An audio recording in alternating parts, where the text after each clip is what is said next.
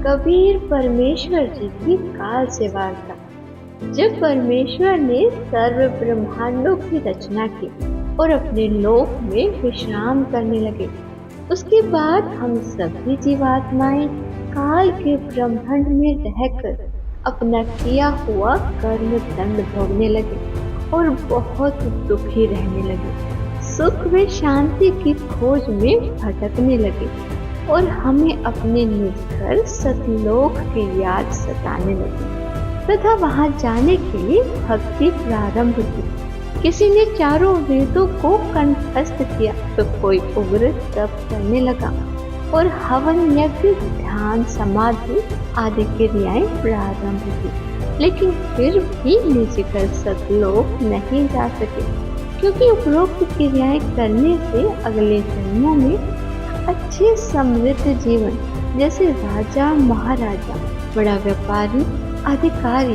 देव महादेव, स्वर्ग महास्वर्ग आदि को प्राप्त होकर वापस लक्ष्य 84 भोगने लगे। बहुत परेशान रहने लगे और परम पिता परमेश्वर से प्रार्थना करने लगे कि हे दयालु, हमें अपने निज घर का रास्ता दिखाओ। हम हृदय से आपकी भक्ति करते हैं, आप हमें दर्शन क्यों नहीं दे रहे हो? हम सभी जीवों की पुकार सुनकर कबीर परमेश्वर अपने निज घर सतलोक से जोगजीत का रूप बनाकर काल लोक में आए। तब 21वें ब्रह्मांड में, जहाँ काल का निज घर है, वहाँ पर तपतशिला पर जीवों को भूनकर सूक्ष्म शरीर से गंध निकाला जा रहा था। परमात्मा के पहुंचने के बाद उन जीवों की जलन तुरंत समाप्त हो गई। उन्होंने परमेश्वर को देखकर कहा कि हे पुरुष, आप कौन हो? आपके दर्शन मात्र से ही हमें बड़ा सुख व शांति का आभास हो रहा है। फिर जोगजीत रूप में परमेश्वर ने बताया कि मैं पार ब्रह्म परमेश्वर कबीर हूँ। आप सब जीव मेरे लोक से आकर काल ब्रह्म के लोक में फंस गए हो। यह काल रोजाना 1 लाख मानव के सूक्ष्म शरीर से गंध निकाल कर खाता है और बाद में नाना प्रकार की योनियों में दंड भोगने के लिए छोड़ देता है।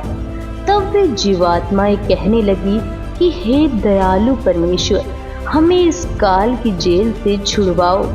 परमेश्वर ने बताया कि यह ब्रह्मांड काल ने 3 बार भक्ति करके मेरे से प्राप्त किए हुए हैं, और जो आप यहाँ सब वस्तुओं का प्रयोग कर रहे हो, ये सभी काल की हैं, और आप सब अपनी इच्छा से यहाँ घूमने के लिए आए हो।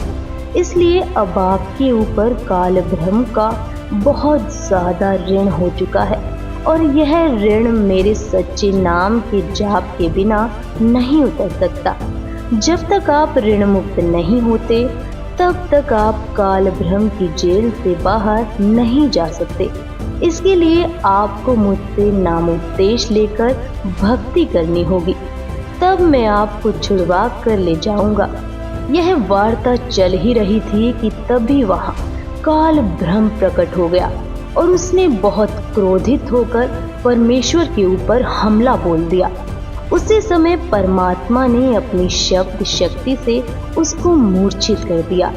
फिर कुछ समय बाद वह होश में आया तो परमेश्वर के चरणों में गिरकर माफी मांगी और बोला कि आप मुझसे बड़े हो, मुझ पर कुछ दया करो और यह बताओ कि आप मेरे लोक में क्यों आए हो। तब परमात्मा ने काल पुरुष को बताया कि कुछ जीवात्माएं भक्ति करके अपने निज घर सतलोक में वापस जाना चाहती हैं। उन्हें सद्भक्ति मार्ग नहीं मिल रहा है, इसलिए वे भक्ति करने के बाद भी इसी लोक में रह जाती हैं। मैं उनको सद्भक्ति मार्ग बताने के लिए और तेरा भेद देने के लिए आया हूँ कि तू काल है, 1 लाख जीवों का आहार करता है और 1.25 लाख जीवों को उत्पन्न करता है तथा भगवान बनकर बैठा है।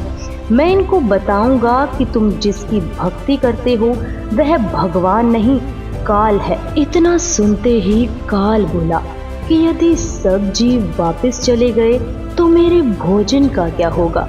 मैं भूखा मर जाऊंगा। इसके बाद काल ने परमेश्वर से प्रतिज्ञा करवाकर कुछ सुविधा मांगी। काल ने कहा कि तीनों युगों अर्थात सतयुग, त्रेता युग, द्वापर युग में थोड़े जीव पार करना। जब कलयुग आए तो चाहे जितने जीवों को ले जाना, जोर जबरदस्ती करके जीव मेरे लोक से न ले जाना। आप अपना ज्ञान समझाना, जो आपके ज्ञान को माने वह आपका, जो मेरे ज्ञान को माने वह मेरा। कलयुग में पहले मेरे दूत प्रकट होने चाहिए, पीछे आपका दूत जाए। त्रेता युग में समुद्र पर पुल बनवाना। उस समय मेरा पुत्र विष्णु रामचंद्र रूप में लंका के राजा रावण से युद्ध करेगा, समुद्र रास्ता नहीं देगा। द्वापर युग में बौद्ध शरीर त्याग कर जाऊंगा। राजा इंद्रदमन मेरे नाम से यानी जगन्नाथ नाम से समुद्र के किनारे मेरी आज्ञा से मंदिर बनवाना चाहेगा, उसको समुद्र बाधा करेगा। आप उस मंदिर की सुरक्षा करना। ये वचन काल ने परमात्मा से प्राप्त कर लिए। परमेश्वर ने सर्व मांगे स्वीकार कर ली और वचनबद्ध हो गए। तब काल ब्रह्म हंसा और कहा कि हे जोगजीत, आप जाओ संसार में। जिस समय कलयुग आएगा उस समय मैं अपने 12 दूत यानी नकली सतगुरु संसार में भेजूंगा। जब कलयुग 5505 वर्ष पूरा होगा तब तक मेरे दूत तेरे नाम से 12 कबीर पंथ चला देंगे। कबीर जी ने जोगजीत रूप में काल ब्रह्म से कहा था कि कलयुग में मेरा नाम कबीर होगा और मैं कबीर नाम से पंथ चलाऊंगा। इसलिए काल ज्योति निरंजन ने कहा था कि आप कबीर नाम से एक पंथ चलाओगे तो मैं कबीर नाम से 12 पंथ चलाऊंगा। सर्व मानव को भ्रमित करके अपने जाल में फंसा कर रखूंगा। इनके अतिरिक्त और भी कई पंथ चलाऊंगा जो सतलोक सचखंड की बातें किया करेंगे तथा सत्य साधना उनके पास नहीं होगी, जिस कारण से वे सतलोक की आश में गलत नामों को जाप करके मेरे जाल में ही रह जाएंगे। काल ब्रह्म ने परमेश्वर से पूछा था कि आप किस समय कलयुग में अपना सत्य कबीर पंथ चलाओगे। कबीर जी ने कहा था कि जिस समय कलयुग 5505 वर्ष बीत जाएगा तब मैं अपना यथार्थ 13वां कबीर पंथ चलाऊंगा। काल ने कहा कि उस समय से पहले मैं पूरी पृथ्वी के ऊपर शास्त्र विधि त्याग कर मनमाना आचरण करवाकर सभी को शास्त्र विरुद्ध ज्ञान बताकर झूठे नाम तथा गलत साधना के अभ्यस्त कर दूंगा। जब तेरा 13वां अंश आकर सत्य कबीर पंथ चलाएगा उसकी बात पर कोई विश्वास नहीं करेगा, उल्टे उसके साथ झगड़ा करेंगे। कबीर साहिब जी ने अपनी वाणी में बताया है कि सतयुग, त्रेता युग, द्वापर युग में भी मैं ही आया हूँ। सतयुग में सत्सुकृत कहतेरा, त्रेता नाम मुनिंद्र मेरा, द्वापर में करुणा में कहाया, कलयुग नाम कबीर धराया। बहुत जीवों को सतलोक लेकर गया लेकिन इसका भेद नहीं बताया। अब मैं कलयुग में आया हूँ और काल से मेरी वार्ता हुई है। काल ब्रह्म ने मुझसे कहा कि अब आप चाहे जितना जोर लगा लेना, आपकी बात कोई नहीं सुनेगा। प्रथम तो मैंने जीव को भक्ति के लायक ही नहीं छोड़ा है, उनमें बीड़ी, सिगरेट, शराब, मांस आदि दुर्व्यसन की आदत डालकर इनकी वृत्ति को ही बिगाड़ दिया है। नाना प्रकार की पाखंड पूजा में जीवात्माओं को लगा दिया है। दूसरी बात यह होगी कि जब आप अपना ज्ञान देकर वापिस अपने लोक में चले जाओगे तब मैं यानी काल अपने दूत भेजकर आपके पंथ से मिलते जुलते 12 पंथ चलाकर जीवों को भ्रमित कर दूंगा। महिमा सतलोक की बताएंगे, आपका ज्ञान कथेंगे, लेकिन नाम जाप मेरा किया करेंगे, जिसके परिणाम स्वरूप मेरा ही भोजन बनेंगे।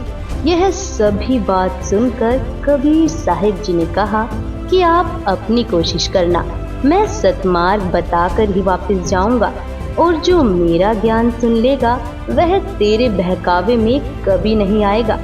सतगुरु कबीर साहिब जी ने कहा कि हे निरंजन, यदि मैं चाहूँ तो तेरे सारे खेल को क्षण भर में समाप्त कर सकता हूँ, परंतु ऐसा करने से मेरा वचन भंग होता है। यह सोचकर मैं अपने प्यारे हंसों को यथार्थ ज्ञान देकर शब्द का बल प्रदान करके सतलोक ले जाऊंगा और कहा कि सुनो धर्मराया, हम शंखो हंसा पद परसाया, जिन लेना हमरा परवाना, सो हंसा हम किए अमाना। कबीर जी को पता था कि जब कलयुग के 5505 वर्ष पूरे होंगे, यानी सन 1997 में, तब शिक्षा की क्रांति लाई जाएगी, सर्व मानव अक्षर ज्ञान युक्त किया जाएगा। उस समय मेरा दास सर्व धार्मिक ग्रंथों को एक से समझकर मानव समाज के रूबरू करेगा। सर्व प्रमाणों को आंखों देखकर शिक्षित मानव सत्य से परिचित होकर तुरंत मेरे 13वें पंथ में दीक्षा लेगा और पूरा विश्व मेरे द्वारा बताई भक्ति विधि तथा तत्व ज्ञान को हृदय से स्वीकार करके भक्ति करेगा। उस समय पुनः सतयुग जैसा वातावरण होगा। आपसी राग द्वेष, चोरी चारी, लूट ठगी कोई नहीं करेगा, कोई धन संग्रह नहीं करेगा, भक्ति को अधिक महत्व दिया जाएगा।